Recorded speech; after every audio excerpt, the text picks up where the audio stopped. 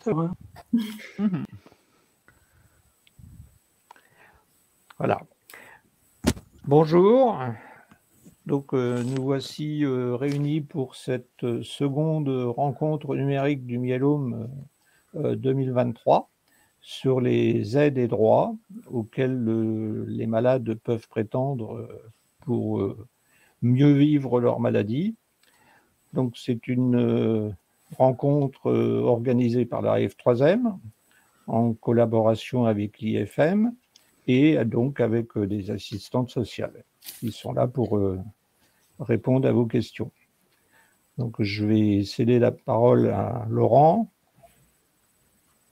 Bonjour à tous, donc heureux de vous accueillir pour cette deuxième partie des RNM, hein, qu'on avait créé. Les RNM, la rencontre numérique du myélome, on les avait créés à un moment du Covid quand on pouvait plus se rencontrer en visu, en vrai, mais c'est important de les continuer parce que ça nous permet de faire au mois de mars un point sur les informations nécessaires pour les nouveaux malades, apporter les informations à la fois sur la maladie. Ça, c'était la première partie. On était, je crois, plus de 250 connectés. Et puis, cette deuxième partie où on va traiter vivre avec le myélome parce qu'on vit et ça c'est une bonne chose, de plus en plus longtemps et de mieux en mieux avec le myélome. Donc, et puis à la fois pour les personnes les jeunes avec la reprise du travail et puis pour ceux qui sont à la retraite ou en invalidité, tous les accompagnements et toutes les choses nécessaires dont on a besoin pour vivre le mieux possible. Donc voilà, si vous allez avoir toute une équipe de spécialistes, de médecins et d'assistantes sociales, 2 assistantes sociales pour vous répondre, que François va vous présenter, je pense. Voilà, je te laisse la parole, François. Merci. Donc, alors d'abord, une petite explication, s'il y en a qui n'ont pas trop l'habitude.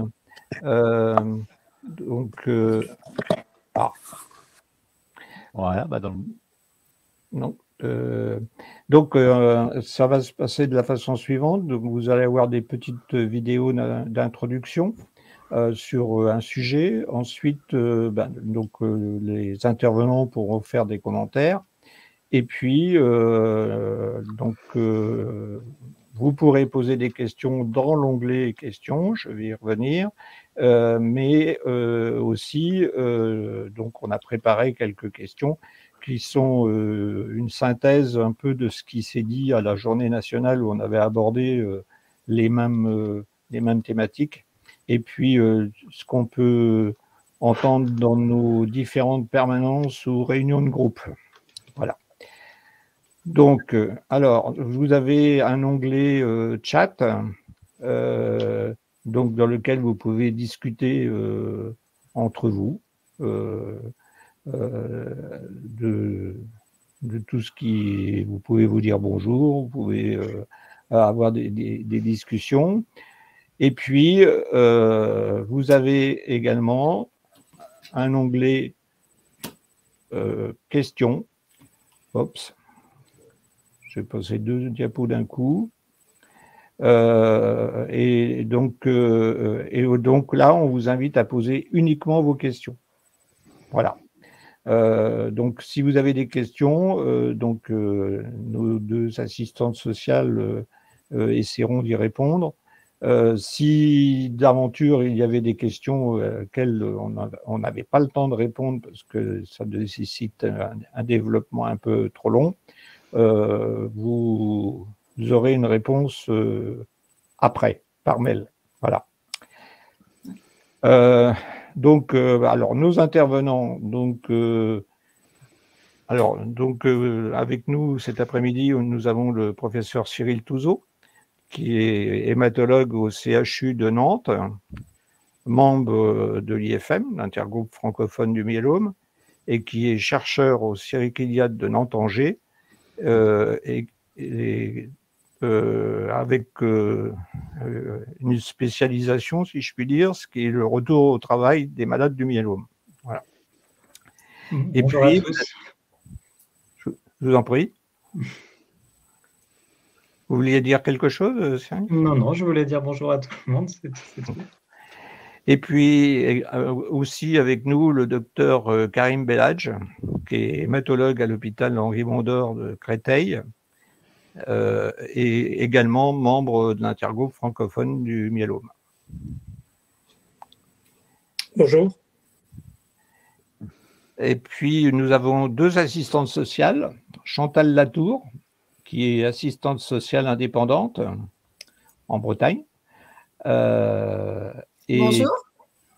Bretagne Nord. Et Oui, Cassandra, ici toute la Bretagne. et Cassandra Bollet, qui est assistante sociale à l'hôpital Henri Mondor de Créteil. Bonjour. Et qui était avec nous à la JNM l'année dernière à Paris. Exact. Voilà, et qu'on a sollicité pour aujourd'hui parce que tous les participants de la JNM à Paris étaient enthousiasmés par ces réponses, ces commentaires. Donc voilà. Et Merci. pareil pour Chantal d'ailleurs, puisque on a eu le retour sur Uzel où effectivement également les participants avaient été très impressionnés par les réponses. Voilà. Merci. Voilà, et puis moi-même, donc c'est moi qui vais animer cette rencontre numérique du myélome. François Taureau, je suis vice-président de la F3M. Je suis en charge de l'organisation de la journée nationale du myélome, et puis donc la JNM du mois d'octobre, et des rencontres numériques du myélome. Et accessoirement, je suis responsable régional de la F3M pour la région Alsace, mais bon, voilà. Et puis, nous avons quelqu'un qui est caché, qui est Georges Thorez, qui est membre du conseil d'administration de la F3M et qui va donc modérer le chat. Voilà. Voilà pour la présentation des intervenants. Eh bien, donc au programme, voilà, aide et droits, tout savoir pour améliorer son quotidien. Connaître ses droits, à qui s'adresser, la prise en charge financière de la maladie, l'invalidité, la perte d'autonomie, l'inaptitude, et puis un volet concilier travail et myélome. Donc, on va pouvoir lancer la première vidéo. Le temps de l'assistante sociale est défini déjà dans le plan cancer depuis de nombreuses années. Elle fait partie intégrante de l'équipe soignante qui peut graviter autour du patient.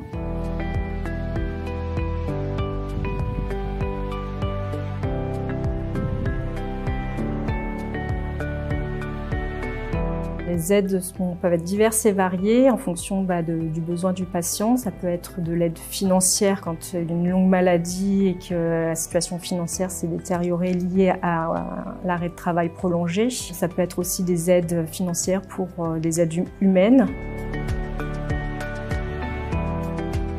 Elle a pu bénéficier progressivement de la carte de mobilité qui s'appelle maintenant carte de mobilité pour les personnes qui doivent aller dans des files d'attente d'hypermarchés, ne pas attendre trop longtemps ou avoir une place pour pouvoir s'asseoir dans les transports en commun. Comme j'étais en infection de longue durée, je n'ai rien payé. Tout n'est pas couvert par le 100%. Par exemple, le forfait hospitalier, le forfait journalier qui est 20 € par jour n'est pas couvert par le 100%. D'où l'importance aussi d'avoir une mutuelle pour la prise en charge, par exemple, des frais hospitaliers qui ne sont pas toujours pris en charge par le 100%. Au niveau psychologique, la nouvelle était un petit peu difficile à avaler. Donc, je me suis dit, faut que je fasse faut que j'aille voir un psy, quoi. On m'a conseillé une association qui s'appelle Access, et cette association paye 10 séances de psy. On essaye de faire un accompagnement personnalisé. Un patient âgé, c'est pas les mêmes problématiques qu'une personne plus jeune. Une personne qui a un travail, c'est pas les mêmes problématiques qu'une personne qui n'a pas de travail. Donc, c'est pas les mêmes problématiques qu'une personne plus jeune, une personne qui a un travail, c'est pas les mêmes problématiques qu'une personne qui n'a pas de travail. Donc besoins peuvent être divers et variés. Je suis en arrêt maladie depuis 1 an et demi. Je vais reprendre le travail dans 2 jours, un mi-temps thérapeutique. J'ai pas vu de médecin du travail, j'ai vu mon médecin. J'ai discuté avec lui par rapport à la fatigue, aux douleurs, et on a mis ensemble un plan de reprise. J'ai eu 6 mois plus 6 mois de congé et après j'ai repris à mi-temps pendant 6 mois. Ce mi-temps m'a beaucoup aidé parce que c'était en plein milieu d'année, j'ai eu peu de classes à gérer et comme j'étais encore très fatiguée, ça a vraiment été un plus et j'ai pris confiance et du coup après j'ai repris à plein temps en étant vraiment détendue. Il doit y avoir une assistante sociale dans chaque établissement hospitalier. Il ne faut pas hésiter à en parler à son médecin oncologue ou l'équipe soignante qui gravite autour de vous. Vous pouvez vous orienter aussi vers la mairie de votre commune qui pourra vous donner les coordonnées de l'assistante sociale de secteur qui pourra déjà faire une première évaluation de votre situation et vous orienter vers une assistante sociale compétente pour l'ouverture des droits.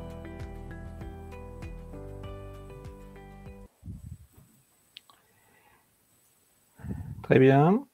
Donc, j'ai vu qu'on avait déjà quelques questions. Alors, il y a 2-3 questions médicales. Est-ce que professeur Cyril Touzeau ou docteur Belladj, vous pouvez essayer d'y répondre? Et puis, il y a aussi des questions plus en rapport avec le thème d'aujourd'hui. Voilà, donc est-ce que vous avez des commentaires à faire sur la vidéo, les uns ou les autres? D'accord. Non, la vidéo, elle est assez claire, la vidéo. Mais on va répondre aux questions qui suivent. Oui. Alors, donc, première question, est-ce que c'est aux malades de faire la demande d'ALD, d'affection de longue durée? Non, cette demande, elle doit être initiée par le médecin traitant ou hospitalier, et c'est rétroactif à la date du diagnostic de la maladie. D'accord. Et est-ce qu'il y a une durée de prise en charge dans le cadre d'une ALD? Alors normalement, ça peut être variable, je dirais environ 5 ans, mais il faut la renouveler à partir du moment où effectivement on arrive à la date d'échéance. Oui, il y a vraiment une notification qui est à télécharger sur Amélie la plupart du temps, et bien regarder cette date pour pouvoir faire la demande quelques semaines ou quelques mois avant si ça doit être renouvelé. Bien sûr. Et est-ce que le médecin conseil de la CPAM peut émettre un avis défavorable à une demande d'ALD? Oui, c'est son domaine. Mais par contre, si c'est avéré, si c'est bien une maladie qui fait partie de la liste des 30 affections longue durée et qu'il y a un diagnostic de posé, il ne va pas s'y opposer, il est médecin. Donc, effectivement, dans l'absolu, c'est la personne qui est présente en sécurité sociale et qui est là pour réguler les dépenses de santé de l'assurance maladie. Mais par contre, il est médecin avant tout. Donc, s'il y a un diagnostic de posé, si vraiment il y a un gros souci, il appelle son confrère. Mais non, il ne va pas s'y opposer comme ça pour le principe. Après, le patient, il peut être mis en suivi post-ALD. Donc, ça veut dire que le patient n'a plus de traitement. Enfin, principalement, son suivi sera des consultations, des examens pour savoir si tout va bien. Et le suivi post-ALD, dans ces cas-là, par exemple, il ne prend plus, l'ALD ne prend plus en charge, par exemple, les taxis conventionnés pour se rendre aux rendez-vous médicaux.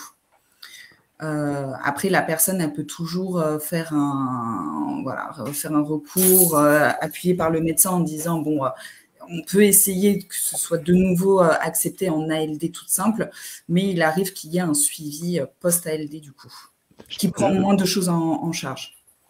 Je pense que les docteurs, enfin Karim et puis Cyril, la très très grande majorité des malades du myélome sont en ALD, de toute façon sont suivis en ALD, y compris quand on est en rémission.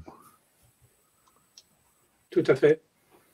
Je crois, j'avais fait des recherches, je crois que j'avais trouvé dans les chiffres de la sécurité sociale, je crois 29 000 malades du myélome en ALD. Donc on doit être à peu près à 30 000 malades en France. Hein, voilà, donc, Ok. Et lors d'une demande de renouvellement, si la personne est en rémission, qu'elle n'a plus de traitement, l'ALD peut être renouvelé quand même ou... Tout à fait, oui. Enfin, je pense. Oui. Oui, bien sûr. De toute manière, elle doit être couverte par ses soins. Après, c'est au médecin conseil de la sécurité sociale qui déterminera s'il en relève bien ou s'il le met en suivi post-ALD. D'accord. Dans la vidéo, il est aussi évoqué le fait que le malade peut bénéficier d'un soutien psychologique. Alors, est-ce qu'il y a des conditions? Est-ce que ça a un coût? Comment c'est pris en charge? Alors, au niveau de l'hôpital, il y a des psychologues. Donc, il ne faut pas hésiter au niveau de l'hôpital, demander à rencontrer la psychologue ou à rentrer en contact avec elle. Psychologue qui intervient en hospitalisation, en hôpital de jour, en consultation. Donc, il ne faut pas hésiter à en parler à l'équipe soignante, les médecins, les infirmières, etc., ou l'assistante sociale. Sinon, il y a également ce qu'on appelle les CMP, centres médico-psychologiques. Mais avec Chantal, ce qu'on s'est dit, c'est que les listes d'attente étaient assez importantes, malheureusement. Donc, ce sont vraiment des centres au niveau de la ville, où vous pourrez rencontrer des psychologues, psychiatres aussi et d'autres professionnels. Et enfin, il y a Mon Parcours Psy qui est quand même assez récent. Je crois qu'il a émergé juste après le Covid, si je ne dis pas de bêtises. Donc, c'est le médecin traitant qui fait une prescription pour orienter son patient vers un psychologue. Et c'est la sécurité sociale qui prend en charge ces séances. C'est 7 séances, je crois, Chantal. Oui, tout à fait. 7 séances sur prescription médicale. Mais alors c'est vrai qu'on en a parlé parce que ça fait partie des questions qui reviennent et on n'a pas toujours la réponse. Parce que l'offre peut être peut-être inégale d'un secteur à l'autre, d'un territoire à l'autre. Effectivement, privilégier au niveau de l'hôpital, s'il y a ce service-là, ça permet déjà de lancer les choses et de démystifier aussi les suivis psychologiques. Le temps aussi d'avoir la possibilité de faire appel aux autres services, notamment services publics, le CMP, Centre médico-psychologique, qui sont des services publics, mais qui sont avec des délais d'attente d'à peu près 6 mois. Donc, autant commencer déjà, s'il y a cette offre-là sur l'hôpital, il peut y avoir cette offre-là aussi sur des associations, notamment la Ligue contre le cancer, ou certaines associations qui ont aussi des psychologues qui peuvent intervenir. Et puis, je me permets, quand on est suivi en hôpital, en CHU, que ce soit dans les grands centres, généralement, est-ce qu'on a besoin de prise en charge de la douleur? Dans les centres antidouleurs des CHU, il y a une équipe pluridisciplinaire et on peut avoir aussi en complément, en lien souvent d'ailleurs avec les médecins, avec les hématologues. D'ailleurs, on peut avoir un complément, un suivi psychologique par des psychologues des équipes antidouleurs qu'il y a dans chaque CHU et qui ne sont pas assez connus. Oui. Et les proches aidants. Oui, pardon. Je vous en prie. Moi, ce qui me soucie, c'est la réticence des patients à accéder à un soutien psychologique. Je veux dire, quand on a mal à la gorge, on n'hésite pas à aller voir un ORL. Quand on ne voit pas bien, on va voir un ophtalmologue. La maladie, elle est responsable d'un syndrome dépressif réactionnel. Et il n'y a pas de raison d'occulter ce cyclone qui arrive dans la vie et de refuser les offres de soins qui peuvent avoir un bénéfice sur la qualité de vie. Et je suis toujours frappé par la réticence des patients à consulter un psychologue et un psychiatre. Il n'y a aucune honte à le faire. Ah non, mais c'est pour ça aussi, Karine, que c'est important que vous, médecins, vous ayez ce discours, que nous aussi, associations, on ait ce discours, que les aidants aussi puissent relayer ça. Mais c'est vrai que c'est quelque chose qu'il faut faire constamment, l'accompagnement psychologique. Et par rapport à la question de François sur les centres antidouleurs, les centres antidouleurs sont habilités à intervenir pour faire du suivi psychologique auprès des aidants. C'est-à-dire, t'es malade du myélome, ton épouse a besoin d'un accompagnement, ils peuvent assurer l'accompagnement des proches du malade. D'accord. Alors, pour ce qui est aussi de l'aide aux aidants, il y a aussi des dispositifs qui existent dans certains départements pour l'aide aux aidants. Alors, c'est parfois pour toute maladie confondue ou même pour tout type de dépendance. Mais en tout cas, ça s'appelle bien l'aide aux aidants. La plupart du temps, ces groupes de parole sont animés par des psychologues. Ok. D'accord. Et je précise qu'il y a aussi des groupes de parole spécifiques à F3M dans certaines régions aussi. Et animés par des psychologues, des bénévoles de l'association et ouvertes aux malades et aux aidants en même temps, par rapport à ce que disait Karim. Et c'est vrai que ça fonctionne, c'est-à-dire que les malades et aidants entendent la même chose. Et après, je l'ai vécu, moi, en ayant participé à un groupe de parole.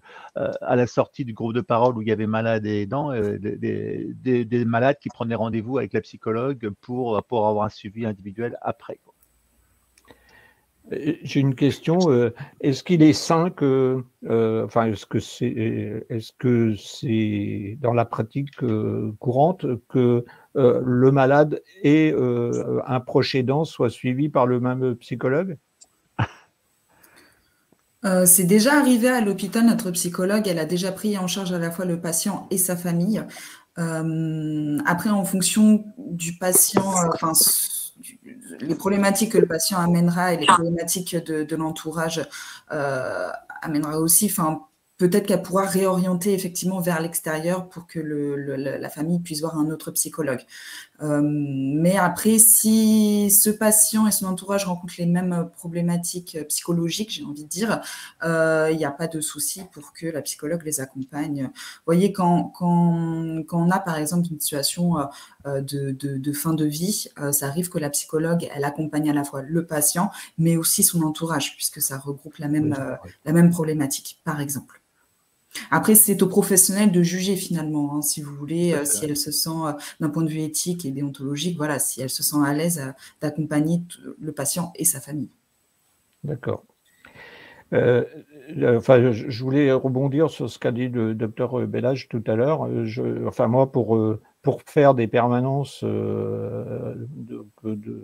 d'accueil de malades nouvellement diagnostiqués, je suis toujours stupéfait par le fait que les gens effectivement sont réticents d'aller consulter un psychologue. Alors, j'ai même eu du style « Ah, mais j'en ai pas besoin, j'ai ma famille ».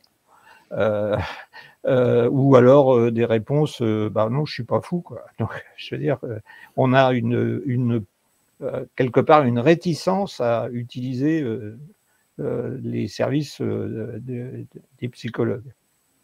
Effectivement, et c'est vrai que c'est pour ça que je conseille toujours, lorsqu'il y a des séances gratuites quelque part, de pouvoir tester. Parce que c'est vrai qu'une séance de psychologue, c'est autour de 45-50 € pour un psychologue libéral. Donc, ça représente quand même un coût, surtout si on y va une fois semaine ou 2 fois semaine. Moi, j'ai vu des personnes y aller 2 fois ou plusieurs fois dans le mois, 4 fois dans le mois. Donc, ça représente un coût.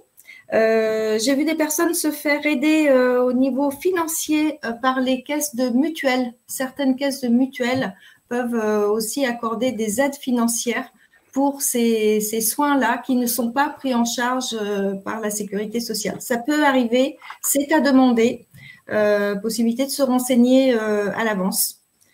Mais c'est vrai que de tester déjà sur des séances gratuites, déjà ça permet de démystifier cette profession et cet accompagnement. Très bien, merci. On va peut-être lancer la deuxième vidéo. Allons-y. En tant que malade du myélome multiple, des aides humaines, financières ou techniques sont à votre disposition pour améliorer votre quotidien et celui de vos proches. L'assistant social de l'hôpital vous aidera dans les démarches administratives et vous orientera vers les organismes utiles à votre situation. Vous pouvez également échanger et vous documenter auprès des espaces de rencontres et d'information. Le myélome multiple est considéré comme une maladie d'affection de longue durée et vous permet une prise en charge financière spécifique. Les soins courants et hospitaliers sont intégralement remboursés, à l'exception du forfait hospitalier journalier. Les frais de transport et le matériel, perruques, fauteuils roulants, canules, prescrits par le médecin, peuvent être remboursés sous certaines conditions. Que vous soyez malade ou aidant, n'hésitez pas à solliciter des aides à domicile. Les centres communaux d'action sociale, CCAS, ou encore la mairie, votre mutuelle ou votre caisse de retraite peuvent vous accompagner dans les démarches. L'aide ménagère s'occupe de l'entretien du logement, des courses, de la préparation des repas. L'auxiliaire de vie vous aide à la toilette, à l'habillage, au déplacement. L'hospitalisation à domicile permet de réduire le séjour à l'hôpital en étant soigné à votre domicile par une équipe de professionnels. Si vous êtes dans une situation de handicap physique ou d'invalidité, des aides vous sont accordées, telles que la PCH si vous avez moins de 60 ans et rencontrez des difficultés dans la réalisation d'activités de la vie quotidienne, mobilité, entretien personnel et relations avec autrui. L'APA si vous avez plus de 60 ans et êtes en perte d'autonomie. La carte mobilité inclusion pour être prioritaire à l'attribution des logements sociaux, dans les files d'attente, aux places assises dans les transports en commun. L'AAH, allocation d'adultes handicapés, si vous avez un taux d'incapacité compris entre 50% et 80%. La pension d'invalidité, si vous n'êtes pas en capacité de reprendre une activité professionnelle. La MDPH vous facilite dans ces démarches. La survenue du myélome multiple nécessite souvent un arrêt maladie. Après un cancer, le retour au travail peut être difficile. Le médecin du travail devra donner son avis pour une reprise de votre activité à temps plein ou partiel. Il pourra, le cas échéant, recommander une adaptation du poste de travail ou vous orienter pour bénéficier d'un statut de travailleur handicapé ou d'une pension d'invalidité. Si vous êtes en situation de handicap, l'AGFIP pourra vous aider à suivre une formation, à conserver un emploi ou même à financer votre insertion professionnelle. Depuis 2002, la loi Kouchner défend la qualité du système de santé et vos droits en tant que malade. En voici quelques-uns, souvent méconnus. Consulter son dossier médical, accompagné ou non d'une personne de son choix. Saisir la commission des usagers si la prise en charge à l'hôpital n'est pas satisfaisante. Ne pas transmettre ses antécédents médicaux à votre assureur pour contracter un prêt ou une assurance après 5 ans de guérison. Les proches aidants peuvent aussi, dans certains cas, bénéficier d'aide. Renseignez-vous auprès de la CAF ou de la MSA. Nous espérons que ces conseils vous ont éclairé. Nous vous invitons à télécharger le bulletin numéro 44 de l'AF3M, disponible sur notre site internet, pour en découvrir davantage, notamment via des témoignages.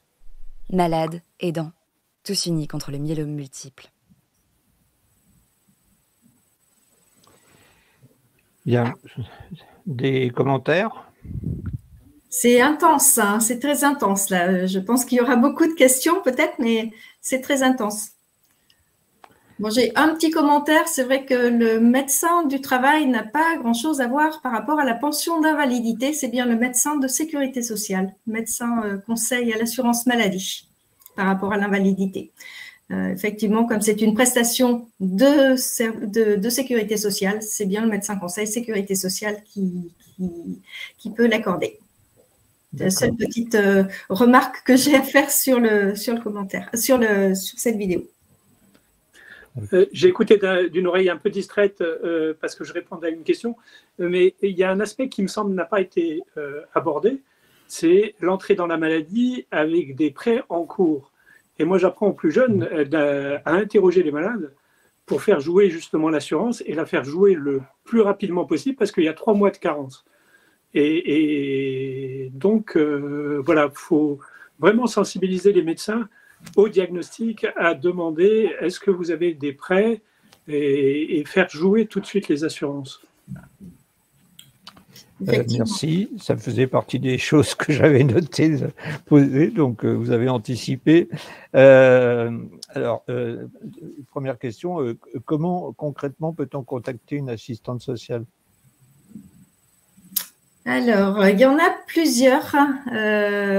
Déjà, lorsqu'on est en soins, effectivement, il y a les collègues au niveau hospitalier qui sont présentes, qui sont sur place. Et en numéro 2, je dirais, qui a son importance, c'est s'il y a une assistante sociale, enfin ça dépend de quelle est la situation des personnes, mais si les personnes sont en activité de moins de 62 ans et qu'ils sont en arrêt de travail, surtout qu'ils voient l'assistante sociale CARSAT ou CRAMIF suivant la région, ou MSA s'ils relèvent du domaine agricole, mais en tout cas qu'ils voient l'assistante sociale de leur caisse de sécurité sociale, parce que c'est ce qui permet de balayer un petit peu tous les droits, et notamment ces droits par rapport aux prêts, parce que bien souvent, le budget se trouve un peu chamboulé lorsqu'il y a un arrêt maladie, et la première des choses à voir, c'est quels sont les droits. Et là, par contre, quand on a payé une assurance pour un prêt, là, c'est un droit. Donc, je dirais ça. Après, il y a effectivement d'autres assistantes sociales. Il y a des assistantes sociales dans certaines grosses mairies, au conseil départemental aussi. Donc, c'est ce qu'on appelle les assistantes sociales de secteur. Il y a, si on est salarié encore, des assistantes sociales du travail, donc à voir avec son entreprise. Toutes les entreprises de plus de 250 salariés sont soumises à l'obligation par le Code du travail d'avoir un service social à destination de leurs salariés. Donc ça, c'est une chose à savoir aussi. Il y a des assistantes sociales là. Et puis, il y en a donc dans les CCAS aussi, dans les mairies, et puis dans certaines associations aussi. Donc, des assistantes sociales, il y en a plusieurs. L'assistante sociale hospitalière, l'avantage, c'est qu'elle connaît bien son secteur et qu'elle peut orienter vers les collègues les plus habilités à répondre aux problématiques. Cassandra, vous voulez ajouter quelque chose ou... Non, pour moi, c'est très clair. Je suis en même temps en train de répondre aux questions dans le chat. D'accord. Alors, donc, justement, au niveau des aides financières humaines et techniques auxquelles le malade peut avoir droit, est-ce que vous pouvez nous en dire plus? Donc, alors, on a parlé des prêts en cours. Effectivement, c'est souvent quelque chose qui est négligé par les gens. Parce que, bon, il y a des pertes de revenus importantes lors de l'entrée dans la maladie, bien souvent. Il peut y avoir un problème d'adaptation du logement. Donc là, donc il y a des aides, je pense. Enfin, je crois savoir. Tout à fait. Donc, à qui faut-il s'adresser? Enfin, il faut toujours passer par l'assistance sociale. On peut faire seul, hein, mais c'est vrai que les collègues assistantes sociales, en général, ont une vue globale de tout ce qui peut exister sur leur territoire. Ce qui fait que ça simplifie quand même les choses. Effectivement, il y a certaines aides financières que les personnes ne peuvent faire seules et c'est eux-mêmes qui signent leur demande.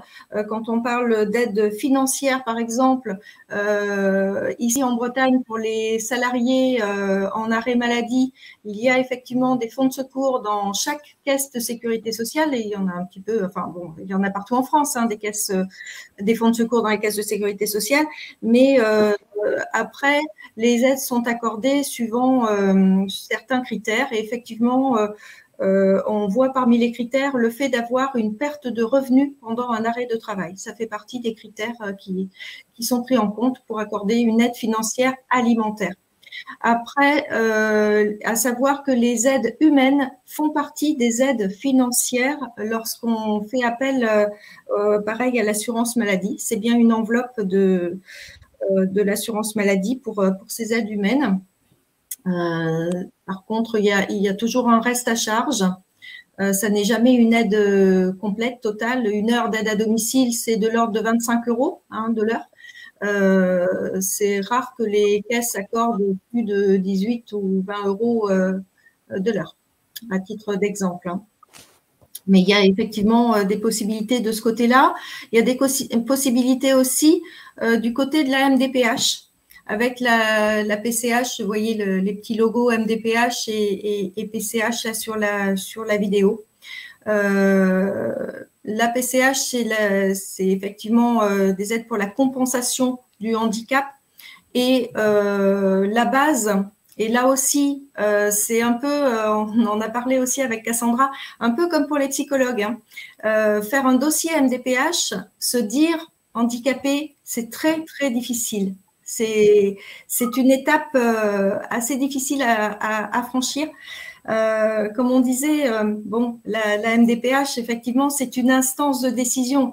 À un moment donné, vous avez peut-être besoin d'aide ou de certaines reconnaissances qui font que vous allez pouvoir bénéficier d'une carte, d'une carte de priorité ou d'une carte voilà, pour le stationnement aussi. Tout ça, les aides humaines. Donc, tout ça, ce sont des dossiers MDPH. Le terme handicap fait peur, la MDPH fait un petit peu peur. Et tout le travail de l'assistant social, c'est aussi de bien justifier aussi cette institution de manière à ce que les personnes puissent bien faire valoir les droits qui s'y rapportent. Très bien, merci. Peut-être que tu peux compléter. Oui, tout à fait. Comme on en parlait avec Chantal, effectivement, et on se disait, le mot handicap, c'est un gros mot pour pas mal de personnes. Et ce qu'il faut se dire, c'est qu'on parle de handicap à partir du moment où une maladie, quelle qu'elle soit, visible ou invisible, impacte de manière négative en fait la vie professionnelle ou quotidienne de la personne. Et c'est vrai que ce qu'on se disait avec Chantal, c'est faire la demande ne veut pas forcément dire utiliser tout de suite les aides auxquelles nous pouvons prétendre. Mais par contre, le jour où vous avez besoin de sortir cette fameuse carte d'invalidité parce que vous êtes épuisé d'avoir fait les courses, faire la queue, etc., et ben vous êtes bien content de l'avoir dans la poche. Donc voilà, le dossier MDPH, ne pas hésiter à le solliciter. Les délais de traitement, alors en Ile-de-France, je parle, sont assez importants. Je ne sais pas trop ce qu'il en est dans les autres départements, mais en tout cas, n'hésitez pas à le faire. Bah, en Ile-de-France, ça dépend des départements aussi. Hein. On est entre du 4 mois pour certains, jusqu'à 1 an pour d'autres. Voilà, bien se renseigner aussi au niveau des délais de traitement et ne pas hésiter à faire ce type de dossier vraiment. Il y a une limite d'âge pour la MDPH? Non. Ah non, la MDPH, c'est pour tout type de handicap. Donc, même une personne âgée, 80 ans, je fais des demandes de carte mobilité inclusion. Voilà, j'ai pas posé par rapport aux aides financières. Alors, PCH, effectivement, comme il y a, en fait, c'est toute une question de priorité. Pour une personne âgée, on demandera plutôt l'APA à partir de 60 ans, comme on voyait dans la vidéo. Donc, suivant l'âge de la personne, suivant sa situation, on va demander telle ou telle ou telle prestation. Mais c'est vrai que la MDPH en elle-même, c'est pas une histoire d'âge. On fait des dossiers MDPH à tout âge. C'est Maison départementale des personnes handicapées. Quel que soit l'âge, effectivement, de l'enfance jusqu'à un âge très avancé, il se trouve que maintenant, c'est la même institution. Pour ceux qui sont d'un autre siècle, hein, comme moi, vous vous souvenez peut-être de la Cotorep. Avant, on s'arrêtait à 60 ans à la Cotorep. Maintenant, Maison départementale des personnes handicapées a regroupé tous les âges. Donc, il n'y a qu'une seule adresse, quel que soit le handicap. Très bien. Alors, à propos d'aide, une question. Souvent, les malades et leurs proches sont souvent perdus face à toutes les démarches à entreprendre, a fortiori maintenant où la plupart doivent être faites ou initiées par l'informatique. Et si, donc, on sait très bien qu'on a un certain nombre de malades, disons, qui ne sont pas très à l'aise avec l'outil informatique, où est-ce qu'ils peuvent trouver de l'aide ? Au niveau des centres communaux d'action sociale, du coup, au niveau des communes, je sais qu'il y a des accompagnements et même ils font des sessions comme des petites permanences, peut-être pas partout, mais de plus en plus, parce qu'on sait très bien qu'il peut y avoir des problématiques en lien avec tout s'informatise parce que tout devient très simple, tout va très vite. Donc effectivement, on constate qu'il y a il y a un décalage, si vous voulez, entre ceux qui utilisent Internet, l'ordinateur, et ceux qui ne savent pas du tout le faire. Au niveau des organismes tels que la CAF aussi, ils ont mis en place des sortes d'ordinateurs et puis des personnes aussi qui peuvent guider les personnes pour consulter le dossier. Donc de plus en plus, même au sein des organismes mêmes, ils ont mis en place des choses comme ça pour accompagner la personne, faire les dossiers, etc. directement en ligne. Tout à fait. D'accord. Les pôles proximité, souvent, les mairies sont au courant s'il y a ce type de service. Les pôles proximité, ce sont des pôles où il y a des ordinateurs à disposition avec des professionnels pour accompagner les personnes dans leur démarche. D'accord. Est-ce que les aides sont les mêmes selon le régime dont le malade dépend? C'est-à-dire s'il est salarié, travailleur indépendant, s'il travaille dans la fonction publique, s'il dépend de la MSA? Pas tout à fait. D'accord. Effectivement, pas tout à fait. Il y a les aides légales. Là, c'est une loi, c'est un droit. Et il y a les aides extra-légales. Et là, ce sont des enveloppes qui sont gérées par chaque caisse.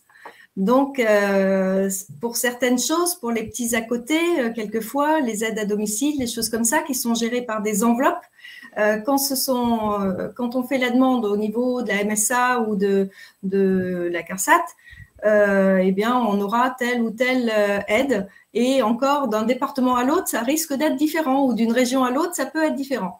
Lorsqu'il s'agit d'un droit, là, c'est un droit légal, il y a des textes, et là, c'est pour toute la France. Donc, si on parle MDPH, par exemple, là, c'est pour toute la France. C'est pas d'une MDPH à l'autre, c'est comme ça. Les PCH, ça existe pour toute la France. L'APA, c'est pareil, ça existe pour toute la France. C'est un droit.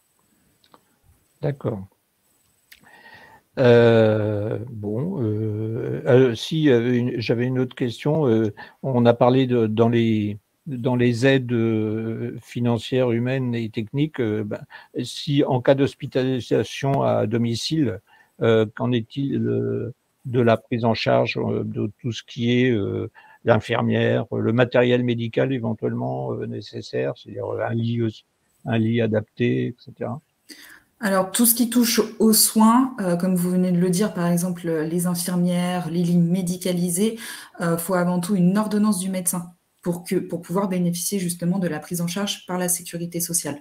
L'infirmière, ça sera l'ordonnance. Le lit médicalisé, du coup, ça sera aussi une ordonnance. Pour justement solliciter les infirmières, ne pas hésiter à aller à la pharmacie de ville pour avoir la liste des infirmières de votre secteur. Et pour l'immédicaliser, vous pouvez aussi vous rendre auprès des pharmacies qui pourront commander le matériel nécessaire pour votre domicile. Donc tout ça, tout ce qui touche aux soins, de toute manière, ce sont aux médecins de faire les prescriptions et les ordonnances nécessaires. Quand vous dites au médecin, c'est au médecin traitant, au généraliste, ou c'est… médecin hospitalier ou médecin traitant. D'accord. Très bien. Oui, le plus souvent, les hospitalisations à domicile pour les traitements d'hématologie, donc du myélome, sont mises en route par l'hématologue. Il y a parfois un relais pris avec le médecin traitant, mais c'est quand même le plus souvent l'hématologue qui va prescrire l'hospitalisation à domicile, les ordonnances nécessaires, des médicaments. Il y a un relais qui est pris sur place à domicile par définition par l'équipe médicale de l'HAD. Il y a de plus en plus de malades en HAD, Cyril, ou… Oui, il y a beaucoup de médicaments. Alors ça, il y a de grandes variations d'un centre à l'autre, mais il y a certains médicaments qui peuvent se faire en HAD. Et puis parfois, quand il y a besoin de soins fréquents, plus lourds, qui doivent se faire à domicile, qui ne peuvent pas se faire en hôpital de jour, où on a parfois recours pour des questions de prise en charge de douleur, par exemple, à ce type de soins à la maison. Très bien. Bon, on va passer à la vidéo suivante. J'avais juste une remarque, mais oui. Quand on voit la complexité des situations selon l'âge, selon le statut professionnel, qu'on travaille dans le domaine public, privé, enfin, je veux dire, on voit qu'il est indispensable d'avoir un entretien avec Cassandra ou Chantal ou leurs équivalents dans chacun de nos centres de soins. Enfin, je veux dire, c'est d'une complexité. Je veux dire que moi, je suis perdu en fait devant autant de situations et évidemment, il y a besoin d'être aidé et je pense qu'une évaluation, une consultation, si on veut dire, enfin un entretien avec un assistant, une assistante sociale lors de début de la prise en charge me semble en fait évidemment indispensable. François, je ne sais pas s'il va être abordé le fait que le myélome, dans certains cas, peut être une maladie professionnelle et donner accès à des droits liés à cette déclaration de maladie professionnelle. C'est le cas des agriculteurs, c'est le cas des patients exposés de façon chronique aux radiations ionisantes. Et dans certains cas, on peut qualifier le myélome de maladie professionnelle. Oui, ça existe. Il y en a de plus en plus. Hein. C'est un point majeur, effectivement. On doit toujours se poser la question d'une éventuelle déclaration maladie professionnelle avec tous les avantages, entre guillemets, que cette situation peut apporter pour le patient. Très bien. Donc, on va passer à la troisième vidéo. On ne sait pas toujours effectivement qu'on peut avoir le droit à certaines aides, par exemple des assistantes au niveau de la vie quotidienne par les organismes de prévoyance.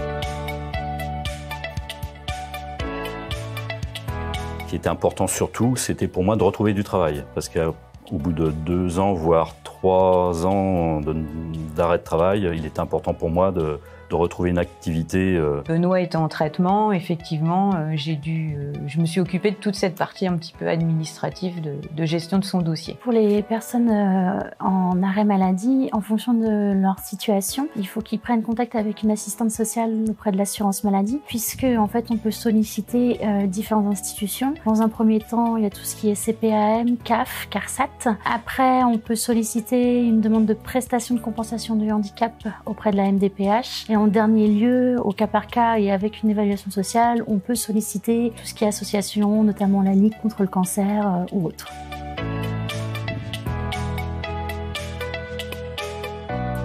J'ai repris le travail il y a très peu de temps, il y a 3 semaines, là, début juin 2022, après une rechute. Sur ma première reprise de travail, j'avais arrêté le traitement depuis 6 mois. Là, je reprends le travail en continuant le traitement que je suis actuellement. Alors, les autres possibilités qui s'offrent à lui sont notamment dans le cas d'une difficulté de reprise de travail. C'est notamment de prendre rendez-vous auprès de l'assurance maladie, voir les possibilités et les orientations possibles par rapport à ses difficultés de santé. Dans un deuxième temps, prendre rendez-vous auprès de la médecine du travail, qu'elle puisse évaluer les capacités de travail de la personne. Il y a la possibilité aussi de faire une demande auprès de la MDPH, notamment la reconnaissance de la qualité de travail handicapé, qui permet des fois le maintien dans l'emploi ou au contraire de l'accompagner sur une reconversion professionnelle.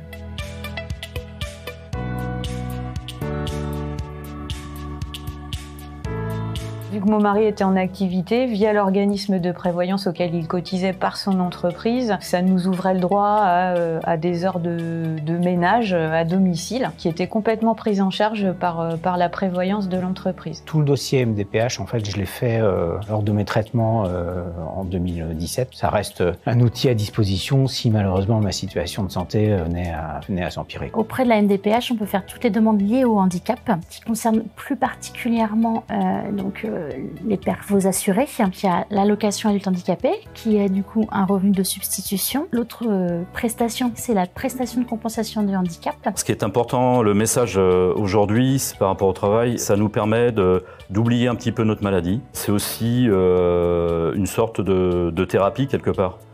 Donc on s'occupe l'esprit, on pense à autre chose, et là c'est tout bénéfice.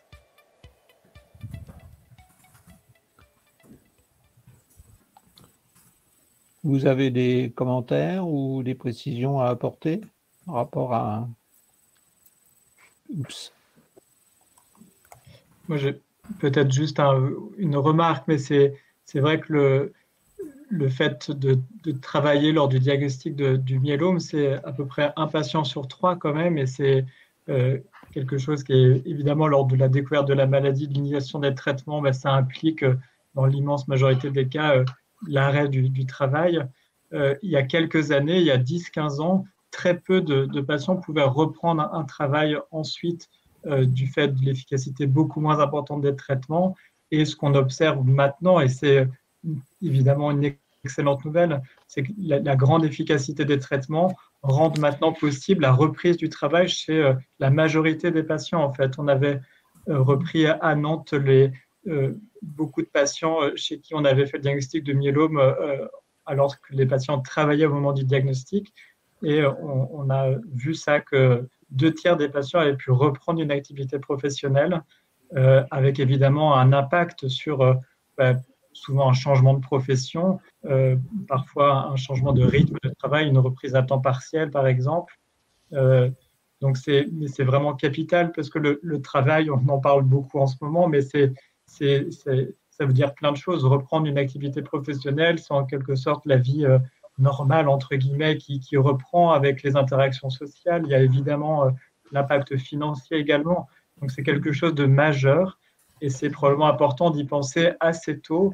Là encore, beaucoup de situations différentes en fonction du type de travail. Évidemment, un métier très physique avec des ports de charge importantes. Si la maladie est révélée avec des problèmes de colonne vertébrale, évidemment, l'impact sur la reprise du même travail sera beaucoup plus important. Il y a parfois des professions dans le domaine tertiaire qui sont beaucoup plus faciles à gérer et parfois même des patients chez qui on découvre un myélome avec des traitements par perfusion hebdomadaire. On a certains patients actuellement qui continuent leur activité professionnelle parce que c'est très important pour eux. Et donc, cet aspect travail et myélome, c'est vraiment quelque chose de majeur. Et là, à nouveau, il y a besoin d'un accompagnement important et d'y penser très tôt.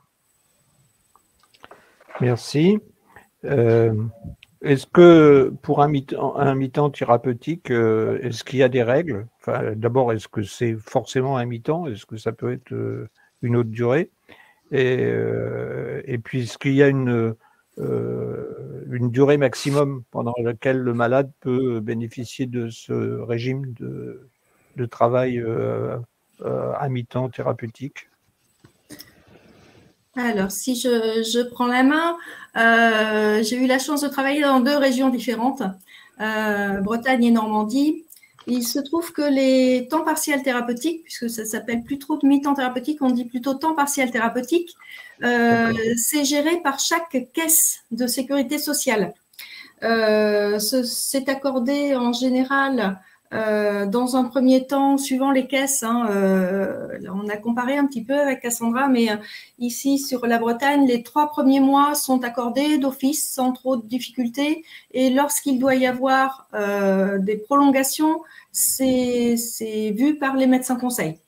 Ça ne veut pas dire que c'est refusé, mais c'est systématiquement vu par les médecins conseils avec une priorité chez nous sur les maladies professionnelles qui sont... c'est plus facile d'avoir un temps partiel thérapeutique lorsqu'on est en maladie professionnelle que lorsqu'on est en maladie classique. Bon, ça c'est l'histoire aussi de notre bassin d'emploi qui fait ça, puisqu'on a beaucoup plus de risques en maladie professionnelle par chez nous. Donc, d'une caisse à l'autre, d'un département à l'autre, ça peut être des conditions un petit peu différentes. Ça peut arriver. Certaines caisses, donc Cassandra, tu disais 1 an, ça posait pas de problème. Moi, 1 an, je n'ai quasiment jamais vu ça ici. Donc, c'est là qu'on voit bien que c'est vraiment chaque caisse d'assurance maladie qui gère ce dispositif.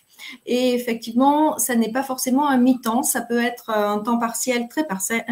Moi, j'ai vu des 15 heures semaine en temps partiel thérapeutique pour commencer tout doucement et arriver jusqu'à 75 heures, 75%, 75%, pour pouvoir reprendre après sur du temps plein. Donc, c'est variable, c'est variable. C'est vraiment, pour info, c'est vraiment les collègues assistantes sociales des caisses de sécurité sociale qui connaissent très bien comment ça se passe chez elles, puisque elles côtoient dans les mêmes couloirs les médecins conseils de l'assurance maladie de leur caisse. Donc, on voit ce qui marche bien, ce qui marche moins bien et comment faire. On voit aussi que il y a certains dispositifs de reclassement professionnel qui sont plus facilement, qui sont même des fois franchement mis en avant par certaines caisses. La Sécu paye des fois certains dispositifs, notamment je parlais de l'ARPIGE, un dispositif qui permet de réfléchir à un reclassement professionnel pendant qu'on est encore en arrêt de travail.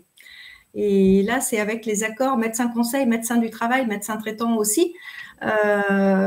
C'est un dispositif qui existe sur toute la France, mais qui est franchement mis en avant sur l'ouest de la France. Et c'est grandement favorisé. Donc, il y a beaucoup de choses qui existent et c'est vraiment les collègues assistantes sociales de chaque caisse de sécu qui peut orienter les personnes. D'accord, donc c'est très variable d'une caisse à l'autre. Oui. Très bien. Alors, j'ai vu que vous avez pris un peu de retard, mais puis en plus, il y a des questions que je n'ai pas besoin de poser parce que vous avez déjà répondu par anticipation. Donc, on va passer à la vidéo suivante. Après 5 ans de longue maladie, j'ai pu accéder à une pension civile d'invalidité.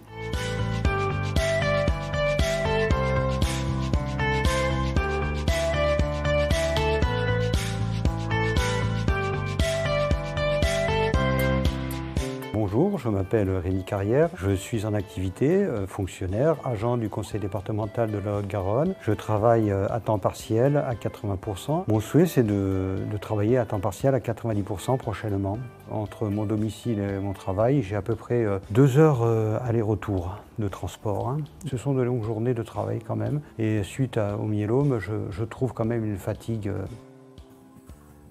Je m'appelle Anne-Marie, j'ai 63 ans. J'ai été diagnostiquée en 2009 pour un myélome multiple à l'âge de 50 ans. J'étais en activité à cette époque-là. Je suis passée d'un traitement à un autre sans vraiment de rémission. Je n'ai donc pas pu reprendre mon travail. Bonjour, je m'appelle Gilles Guilherme Lambert et j'ai 61 ans. J'ai été diagnostiqué il y a à peu près 2 ans. J'ai bénéficié d'une autogreffe. Maintenant, je suis en séquence d'entretien avec du Revlimid. J'ai souhaité donc contracter un prêt bancaire parce qu'on voulait déménager et j'ai rencontré beaucoup de difficultés avec mes interlocuteurs bancaires. J'ai dit que j'avais un cancer du sang, un myélome multiple. Ils nous ont dit que c'est l'assurance qui va plutôt poser des difficultés. Ma femme a pu être assurée, mais pas moi. Je n'ai pas obtenu d'assurance pour mon prêt bancaire. Après 5 ans de longue maladie, j'ai pu accéder à une pension civile d'invalidité. Ça m'a été proposé par le service du personnel de mon entreprise. Et après, j'ai monté le dossier avec l'assistante sociale de secteur. Je n'ai pas eu droit à des aides ménagères. Mon revenu additionné à celui de mon mari était trop élevé pour avoir des aides. Donc, je les ai payés sur mes propres deniers. La pension d'invalidité, c'est obtenu par mon employeur. Pour la MDPH, je ne perçois absolument rien. Pour bénéficier de la RQTH, je dirais qu'au départ, j'ai eu un petit peu de chance quand même. J'ai eu l'information par l'assistante sociale de mon entreprise. Quand ils ont su que j'étais en arrêt longue maladie, on m'a recommandé d'instruire le dossier. Au bout de 5 mois, la MDPH m'a répondu avec un classement donc, de reconnaissance de travailleurs handicapés, avec également le bénéfice de l'obligation de travailleurs handicapés pour les entreprises. J'ai eu la carte mobilité inclusion validité ainsi que la carte mobilité stationnement.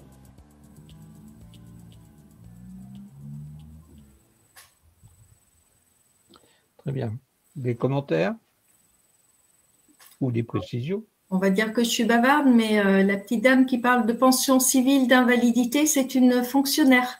Donc, bon, ceux qui ne sont pas fonctionnaires, ça ne s'appelle pas tout à fait comme ça. Pension civile, les pensions civiles, ce sont les fonctionnaires. Et effectivement, elle disait qu'elle n'avait pas eu droit à des aides à domicile. Les fonctionnaires sont un petit peu moins bien lotis, effectivement. Il y avait beaucoup de questions sur la pension d'invalidité dans le chat. Hein. Vous avez pas mal répondu, mais c'est vrai qu'il y en avait quelques-unes quand même. J'essaye de répondre dans le chat, mais c'est vrai que ça va très vite. Très vite. Hein. Et il y avait, par rapport à la retraite et notamment par rapport au changement de loi, c'est-à-dire la pension d'invalidité, comment ça se passe au moment de la retraite? Alors, le passage…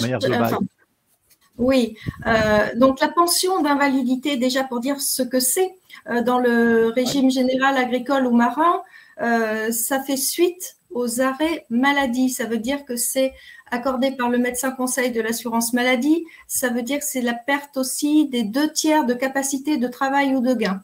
Donc, c'est vraiment décidé à un moment donné où un médecin de sécurité sociale va estimer que l'état de santé est stabilisé, mais que la personne ne peut pas spécialement reprendre son travail à temps plein. Donc, cette pension d'invalidité peut être accordée et sera accordée jusqu'à l'âge légal de départ en retraite. Et là, je dis bien l'âge légal, je ne dis pas 62 ans, 62 ans et demi ou 64. Ça suit l'âge légal de départ en retraite. Donc, pour l'instant, on est encore à 62 ans. Progressivement, suivant l'âge des personnes, voilà, ça va aller jusqu'à 64 ans. Mais il me semble que dans le texte en cours, il y a une dérogation par rapport aux personnes en invalidité pour qu'ils soient, pour que le départ en retraite se fasse à 62 ans. Oui, on appelle ça la retraite anticipée pour inaptitude ou invalidité, si je ne dis pas de bêtises. On attend que ce soit bien sorti. Oui, tout à fait. On est prudent. Est-ce que les proches aidants ont droit à un congé pour accompagner un malade? Oui, tout à fait. Il existe plusieurs congés. Donc, il y a le congé de proche aidant. Je reprends mes petites notes qu'on avait prises avec Chantal parce qu'on a essayé de rechercher un maximum d'informations à ce sujet. Donc, le congé du proche aidant, il faut le demander 1 mois avant le congé à l'employeur. Donc, c'est pour venir en soutien justement à la personne qu'on accompagne. Donc, ça peut être le parent, l'enfant, l'ascendant, descendant, voilà, un proche. Et celui-ci, il est financé… alors, j'ai vu par la CAF, Chantal, oui. Dis-moi si c'est bien ça. Oui. Il y a… proche aidant, c'est de la sécurité sociale. C'est pas lui qui a… Ah non, c'est le congé. Voilà, il y a le congé du proche aidant qui peut être financé par la CAF, il y a le congé de solidarité familiale où là, c'est une allocation qui est versée par la sécurité sociale. Je crois que c'est 21 jours maximum. Oui. Et ça peut durer 3 mois renouvelables une fois, donc il y a un maximum 6 mois. Et il faut le demander à l'employeur 15 jours avant le congé. Alors, chaque demande qui est faite, il faut les envoyer en accusé-réception à l'employeur pour être sûr qu'il les réceptionne bien. Et de toute manière, c'est la procédure à suivre. Et celui-ci, le congé de solidarité familiale, c'est notamment pour les personnes qui sont en fin de vie. Oui. C'est bien ça. Oui, pronostic vital engagé. Exactement. Et enfin, il y a le don de RTT que Chantal va vous parler. Effectivement, le don de RTT, alors c'est quelque chose qui existe dans les grosses entreprises. Les personnes ont droit à des RTT, peuvent les cumuler effectivement pour prendre leurs jours comme si c'était des vacances, mais elles peuvent aussi, lorsqu'il y a, alors c'est une demande à faire dans son entreprise, une personne qui aide un de ses proches malades peut demander du don de RTT. Ce sont les collègues du coup qui donneront leurs jours pour que cette personne puisse prendre des jours de RTT en plus des siens. Alors, à savoir que lorsqu'il y a le système de don de RTT dans les entreprises, la personne qui demande, c'est tout à fait confidentiel, ça passe soit par l'assistante sociale de l'entreprise, soit par le service du personnel. Le service du personnel fait un appel à dons aux salariés. Les salariés peuvent donner effectivement des jours, mais ils ne savent pas à qui. Ça reste confidentiel. Donc, voilà, il y a cette confidentialité-là. Je voulais juste parler d'une chose aussi, on n'en a peut-être pas trop parlé, Cassandra, c'était les personnes qui arrêtent de travailler pour aider leur conjoint et qui peuvent du coup bénéficier de la PCH, se faire rémunérer en quelque sorte par la PCH accordée au conjoint. Ça permet de se faire salarier, ça permet de cotiser à la retraite. Alors que voilà. PCH, vous pouvez préciser? La PCH, c'est la prestation de compensation du handicap, c'est accordé par la MDPH. Donc les personnes qui relèveraient de cette PCH peuvent passer par un service agréé d'aide à la personne, mais peuvent aussi passer par un proche qu'ils vont pouvoir rémunérer. Donc c'est à savoir aussi, c'est une des possibilités. D'accord. Dans les différentes vidéos, il est fait allusion à une carte de mobilité réduite. Enfin, alors, qui a droit et à qui s'adresser pour l'obtenir? MDPH. Carte mobilité inclusion. C'est une des prestations de la MDPH. Donc, il y a plusieurs niveaux. Il y a celle qui est plutôt pour les files d'attente ou les priorités au niveau des logements sociaux. Et il y a celle qui permet de stationner sur les places réservées. Donc, voilà, il y a deux niveaux. Après, c'est accordé par la MDPH, puisqu'il y a un médecin aussi à la MDPH, donc sur certificat médical. Et c'est suivant le périmètre de marche de la personne que c'est accordé pour les places de stationnement. D'accord. Et, si je peux aussi rajouter quelque chose, lorsqu'une personne fait une demande d'APA, donc d'allocation personnalisée d'autonomie pour du coup la mise en place des aides, dans le formulaire, vous pouvez aussi demander la carte mobilité inclusion si toutefois vous n'avez au préalable jamais fait la demande auprès de la MDPH. Voilà. En fait, si vous voulez, l'APA, donc l'allocation personnalisée d'autonomie, dite pour les personnes âgées ou retraitées, je mets les guillemets, elle n'est pas cumulable finalement avec les aides que propose la MDPH. Je m'explique. L'APA, c'est vraiment un dispositif qui va aider à financer les aides à domicile. Et la MDPH, à côté, elle propose ce même type d'aide, donc via la PCH, par exemple. Et en fait, ces deux dispositifs-là, ces deux organismes proposent en plus les cartes mobilité inclusion. Donc forcément, on ne va pas pouvoir cumuler les deux. C'est pour ça que pour ceux qui n'ont jamais bénéficié de la MDPH et qui respectent les conditions pour bénéficier de l'APA, n'hésitez pas dans l'APA à solliciter cette carte mobilité inclusion. Voilà. Et si un malade, si son état de santé se détériore avec le temps, soit avec la maladie ou soit lié à l'âge, il peut faire la demande de cette carte des années après le début de la maladie ou pas? Oui, c'est pas lié au début de la maladie, c'est vraiment lié à l'état de santé à un moment donné, à son état d'autonomie, à son handicap à un moment donné. En sachant qu'effectivement, ces dossiers-là mettent à peu près 6 mois, hein, mais en tout cas, moi, j'incite à faire ces demandes-là. C'est pour ça que je dis, il n'y a pas d'âge pour la MDPH. Je fais faire des demandes MDPH de carte de stationnement pour des personnes de 90 ans qui n'ont jamais rien demandé de leur vie. Mais oui, ça existe. Et juste, chère assistante sociale, quand souvent des personnes, enfin moi pour accompagner pas mal de personnes aussi, quand ils font des dossiers, notamment des dossiers MDPH, c'est essentiel de bien le remplir, ce dossier, de bien raconter comment est notre vie. Voilà, souvent les malades peuvent minimiser.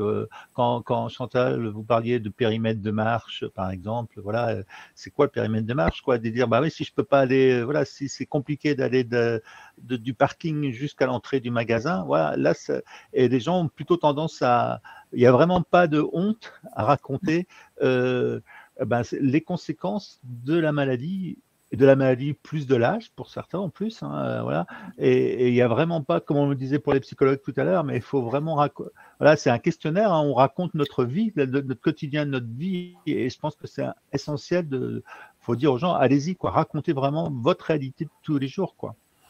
Effectivement, pour rebondir sur ce que dit Laurent, c'est un dossier qui est très long à première vue, hein, il fait quand même 20 pages. Alors bon, c'est un dossier unique pour les adultes et pour les enfants, donc pour les adultes, vous avez au moins 6 pages que vous n'avez pas besoin de remplir. À savoir que la MDPH n'est pas dans l'obligation de vous rencontrer. Étant donné que maintenant les délais de traitement des dossiers sont assez importants, ils ont de moins en moins de temps pour vous proposer un rendez-vous et vous rencontrer. Donc ça veut dire que pour un premier dossier, même pour les autres, ils vont prendre une décision sur du papier, sur ce que vous allez leur apporter d'un point de vue administratif, social, mais aussi d'un point de vue médical. Si vous avez des comptes rendus à joindre, n'hésitez pas aussi, puisque la partie médicale, elle compte beaucoup dans ce dossier-là. Mais du coup, oui, pour un premier dossier, notamment la page 8, où il y a marqué projet, projet, attente, etc., n'hésitez absolument pas à décrire, enfin, même si vous n'avez aucun projet, expliquez comment la maladie, sans forcément la nommer, mais expliquez comment la maladie a un impact sur votre quotidien. Voilà, il faut vraiment apporter un maximum d'éléments parce qu'ils ne vous connaissent pas et ils vous jugeront vraiment sur du papier. Très bien. On va passer à la vidéo suivante. Bonjour, je m'appelle Cyril Touzeau et je suis hématologue au CHU de Nantes.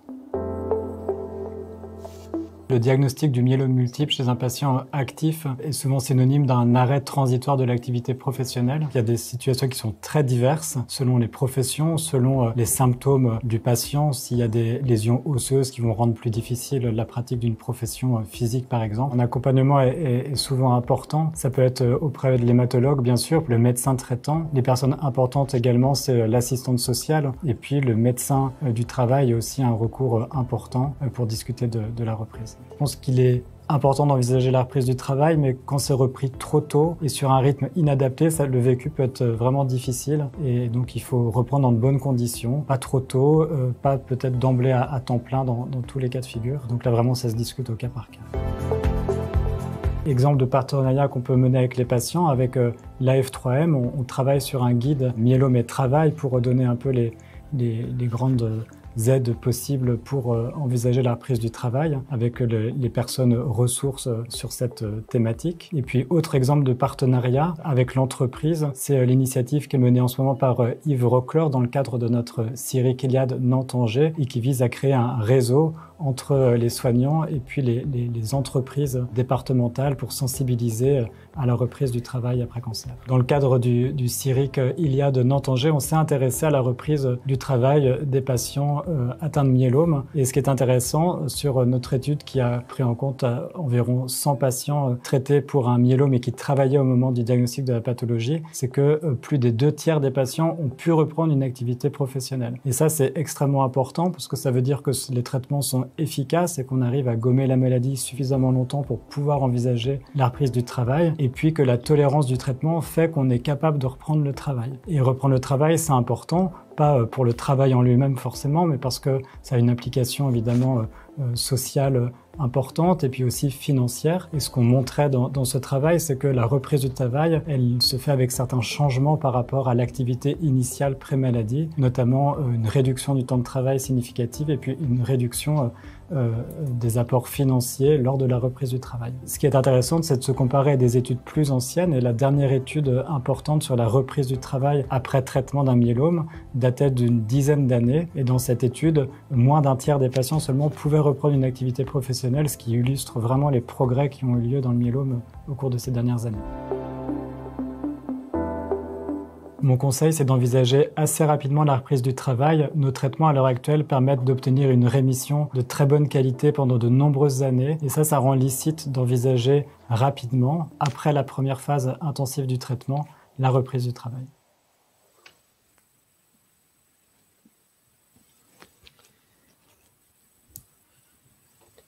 Des précisions ? Juste je me permets un commentaire par rapport à ce que vient de dire Cyril dans le film.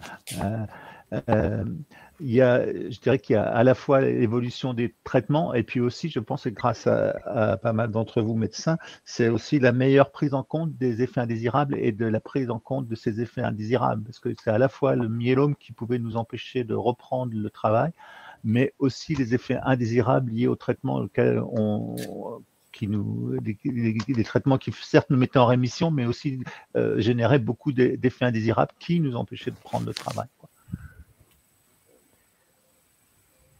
Oui, non, tout à fait. Et puis, ce qu'on voit souvent maintenant, il y a beaucoup de traitements qui consistent en l'association d'un traitement oral et puis d'une immunothérapie, classiquement, l'une d'entre elles, en tout cas, par injection sous-cutanée, au bout d'un moment, 1 fois par mois. Et avant, souvent, la reprise d'un traitement signifiait de nouveau une pause professionnelle. Et maintenant, en fait, c'était le témoignage d'un des patients il y a 2 ou 3 vidéos, qui, malgré la reprise d'un traitement, a pu continuer. Il est enseignant et il travaille avec le traitement oral, les injections sous-cutanées. Et donc, ça, je pense que les progrès thérapeutiques, un peu en lien avec ce que vient de dire Laurent, c'est la tolérance des traitements, de beaucoup des traitements actuels, permettent de mener à la fois sa vie médicale, si je puis dire, mais aussi la poursuite de sa vie professionnelle. Et ça, parce que c'est relativement nouveau. Enfin, je dirais 3-4 ans, où on voit vraiment maintenant des patients qui mènent à la fois le traitement de leur maladie et puis leur vie professionnelle. C'est vraiment impressionnant. Est-ce qu'il n'y a pas aussi un côté, comment dire, bienfait sur les traitements, le fait qu'une personne reprenne le travail, c'est-à-dire que plutôt que de rester à se morfondre chez elle ou à se sentir un peu en marge de la société, est-ce qu'il n'y a pas un côté aussi psychologique de ce côté-là qui favorise les traitements?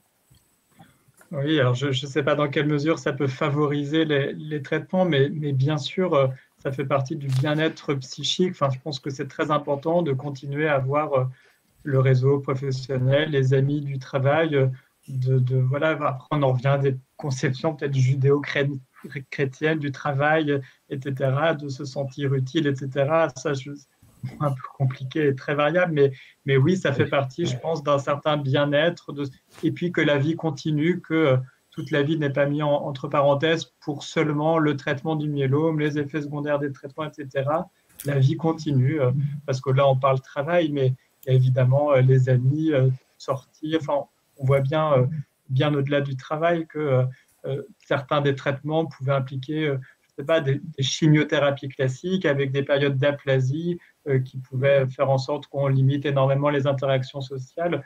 Pour beaucoup des traitements du myélome, ce n'est pas le cas et on peut continuer à vivre normalement sur le plan professionnel, mais aussi sur le plan social, amical, d'activité, de loisirs, de sport, etc.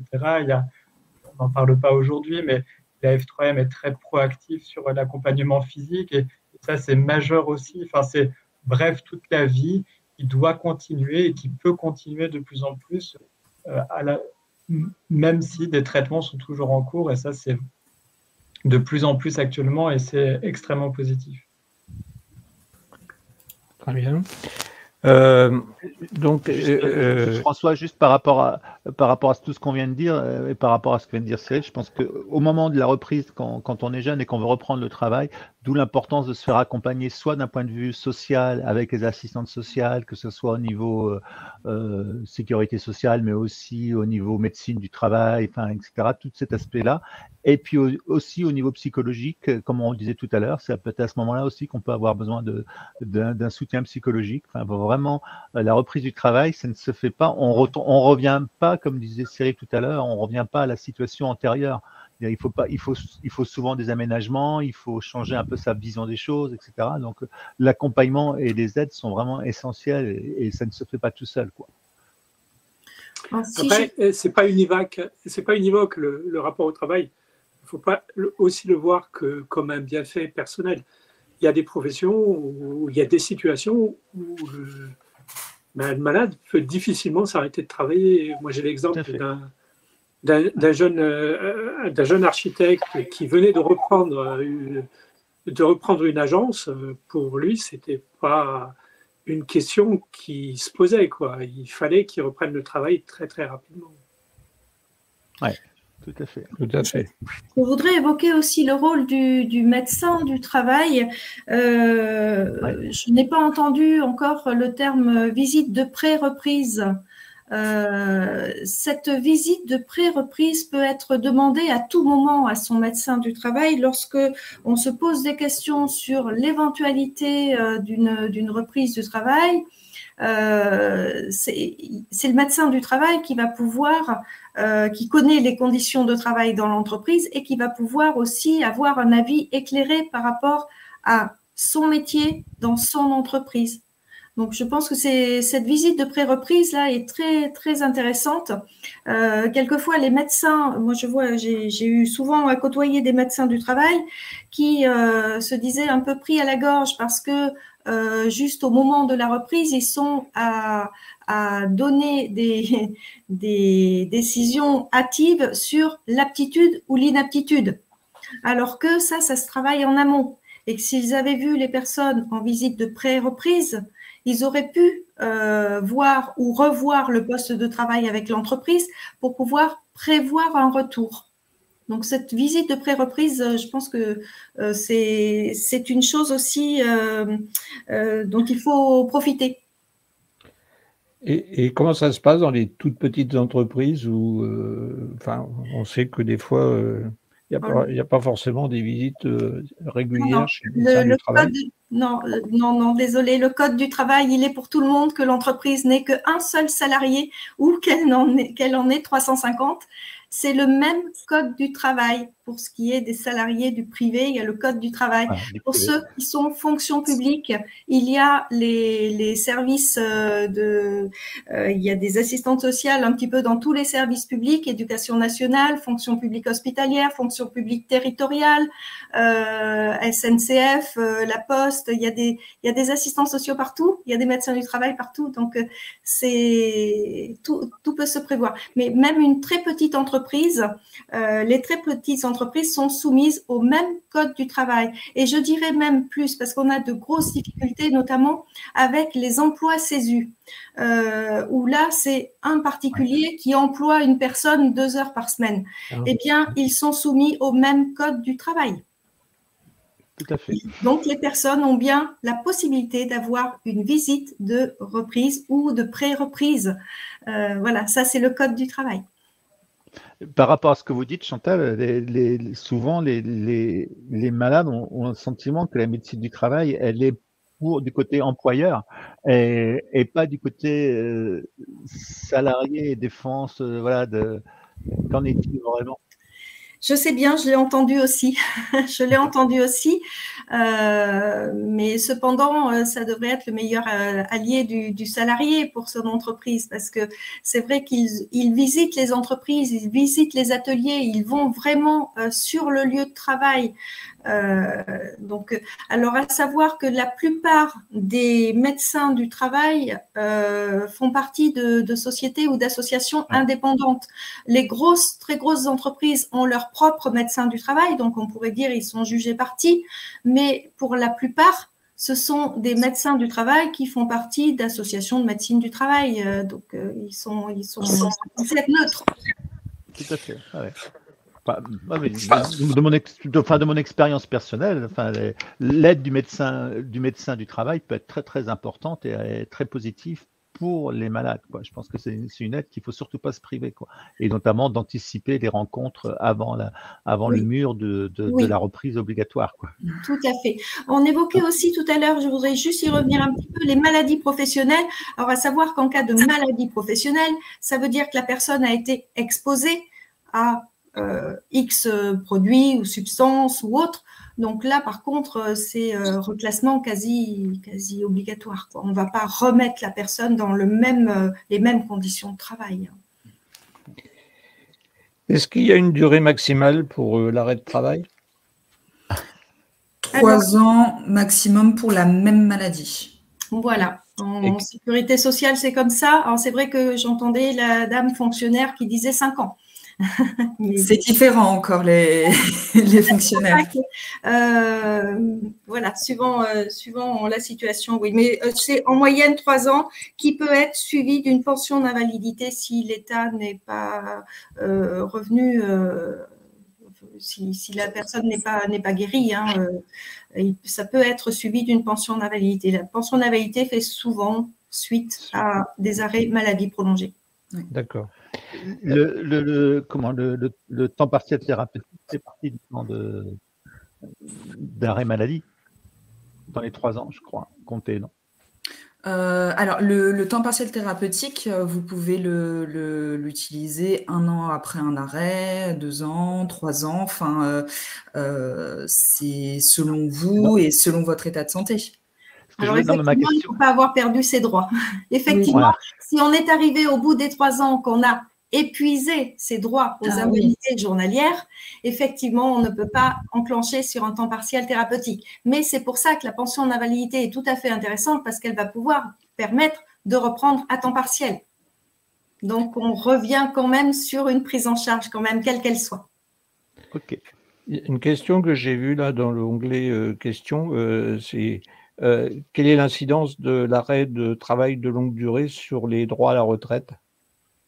Oui, effectivement, il y a des grosses entreprises qui continuent de cotiser, qui maintiennent les salaires et qui maintiennent les cotisations. Auquel cas, tant mieux. Les trimestres seront validés et cotisés. Toutes les entreprises et surtout les petites ne font pas toujours de maintien de salaire, n'ont pas toujours une très bonne prévoyance et du coup, effectivement, les trimestres sont validés mais non cotisés. Donc, les personnes le voient sur leur relevé de carrière, elles peuvent avoir leur relevé de carrière à tout moment.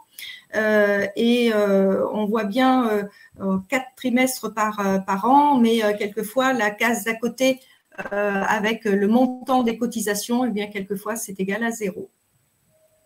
Alors, ceci dit, par rapport au régime général, les retraites sont calculées sur les 25 meilleures années. Jusqu'à présent, c'est toujours comme ça. Donc, ça ne sera pas ces années-là qui seront prises en compte. Alors qu'en principe, les 25 dernières années, c'est celles où les revenus sont, en principe, les plus importants. Mais bon. Pas dans le privé. Pas dans le privé. On voit actuellement plus d'un tiers des salariés qui ne sont plus en activité. Oui, des personnes qui sont censées être actives ne sont plus en activité. Donc, effectivement, dans la fonction publique, c'est le cas. Et d'ailleurs, c'est calculé sur les 6 derniers mois parce que ça a effectivement une autre valeur. Pour le privé, non, on est bien sur les 25 meilleurs. Et on sait bien pourquoi et ça fait longtemps que c'est comme ça. Est-ce que la pension d'invalidité a la même incidence sur la retraite? C'est-à-dire que c'est des... Effectivement, c'est par rapport à les trimestres sont cotisés, sont validés, je veux dire, les trimestres sont validés, que la personne soit en arrêt maladie, en invalidité ou même demandeur d'emploi au chômage, les trimestres sont validés. Par contre, ils ne sont pas cotisés. Ouais, il y avait des questions sur le demandeur d'emploi. Il n'y a que le travail qui permet de cotiser. Très bien. Donc, on s'approche de la fin. Donc, pour en savoir plus, donc, il y a le guide cancer et travail, conçu et élaboré dans le cadre du partenariat de la F3M avec le CERIGIAD. Donc, il est consultable et téléchargeable depuis le fonds documentaire de la F3M qui est disponible sur le site internet. J'ai mis le lien dans le chat. Merci. Et donc, il y a la possibilité de le commander également en version papier pour ceux qui préfèrent avoir quelque chose dans les mains. Donc, vous pouvez consulter d'ailleurs plus largement les documents du fonds documentaire via le site de la F3M. Voilà. Et donc, vous pouvez les commander et ils arriveront gratuitement chez vous. Vous faites comme une commande, mais en fait, vous n'aurez rien à payer. Pas de carte bleue. Alors, en ce qui concerne le bulletin de la F3M dont on a parlé donc dans la petite vidéo d'animation, donc il est également disponible, consultable et puis disponible sous forme papier. Et d'une façon générale, en ce qui concerne le bulletin de la F3M, donc en général il y a 3 numéros. Exceptionnellement, il peut y en avoir 4, mais 3 numéros par an. Et donc, pour le recevoir à domicile gratuitement, il n'y a rien de plus simple. Il suffit d'adhérer à la F3M. Voilà. Alors, sinon, il est téléchargeable. Hein, et on est quand même très généreux à la F3M, il est téléchargeable sur le site. Oui, mais on a toujours une partie des gens qui préfèrent avoir du papier. Non, ce que je veux dire, même si on n'est pas adhérent, on peut l'avoir en télécharge. Mais pour l'avoir en papier, il faut être adhérent. Voilà. Un dernier mot, mais d'importance. Donc, sans votre soutien, on ne peut rien faire. Donc, soutenez la F3M, adhérez, donnez dans l'onglet directement sur le site. Dans l'onglet, vous avez en haut, à droite, un onglet voilà, adhérer, donner. Et donc, vous pouvez le faire directement. Voilà. Que vous dire encore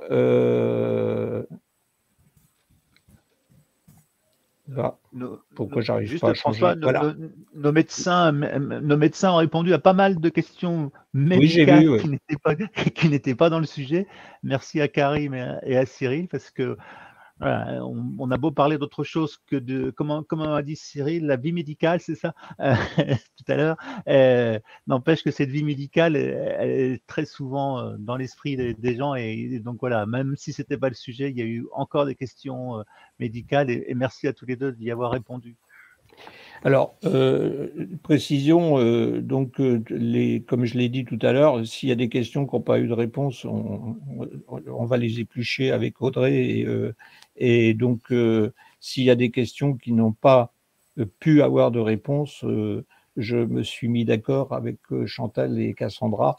Je leur enverrai, et puis pour que tout le monde ait une réponse à ces questions. Non médicales, hein, je parle des questions techniques par rapport.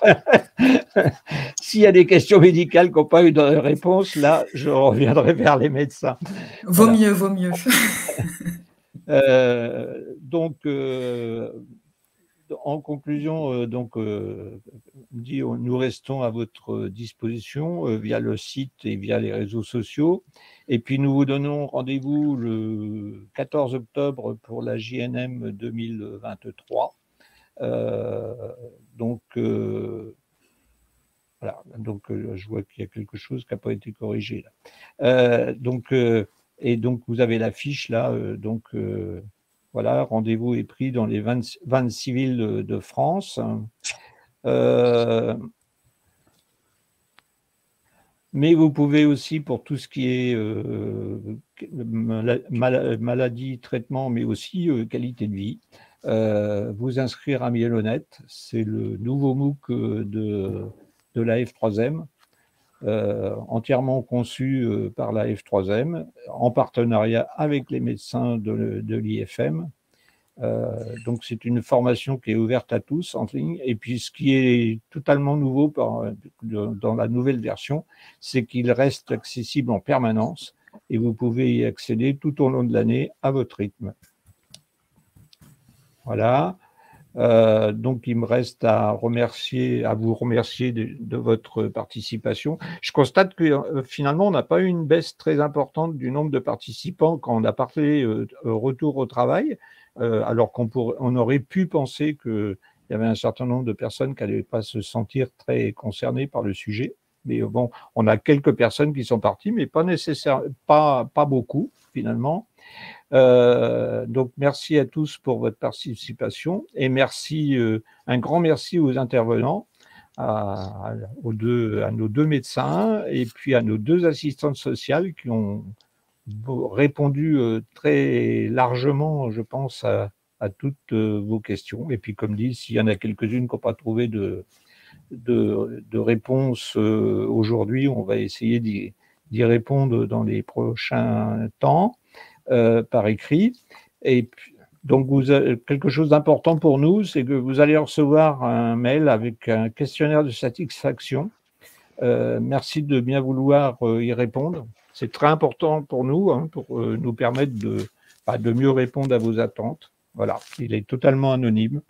Et puis, si vous ne le trouvez pas dans votre boîte mail, pensez à vérifier dans les indésirables. Voilà. Voilà, merci à tous. Merci. Merci à vous. Merci beaucoup. Merci à tous. Bon week-end à tous. Bon week-end.